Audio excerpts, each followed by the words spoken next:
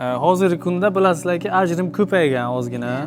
Shu yoshlarga qanaqa tavsiya berib qolasizlar? Qaysi oilaga otasi, onasi yoshlarga qo'shilsa, o'sha oila o'ylab yurmaydi. Chunki ota-onaning gapiga kiradi. Shunaqa zo'r oilalarga tushadilar, bir fasldan keyin bitta bacha bilan qaytib keladilar. Bu araga faqat farzandlar yetim bo'libdi-da. Yoshlar umuman betoqat, sabri yo'q.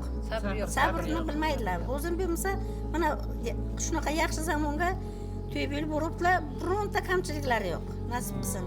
Lekin o'sha kamchiliklarni yana yo'q kamchiliklardan bahona topib, qildan qiyiq topib, faqat uyga janjal qiladilar. O'zi bitta qaynapa yo bitta qaynuka bo'lsa ham kelishmaylar. Men hayronman, yoshlar juda ham sabrsiz bo'lib ketgan. Nurg'unni sekin pastdan yuqoriga qarab chiqiladi, lekin sabr qilmaydilar. Sirrazi tepaga chiqmoqchi bo'ladilar yoshlar. Shu uchun mana ota-onalar sharoitini qilib berdimi, baxtli bo'lish yoshlarning o'zini qo'lida. Agar hamma narsaga sabr qilsa, mana quloq solsa, qaynonaga, qaynotaga, xo'jayinga quloq solsa, hayoti juda ham yaxshi bo'ladi, shirin bo'ladi. 1 yil qiynaladi, 2 yil qiynaladi, 3 yil qiynaladi, oxiri hammasiga sabr qilgan odam baxtli hayot kechiradi.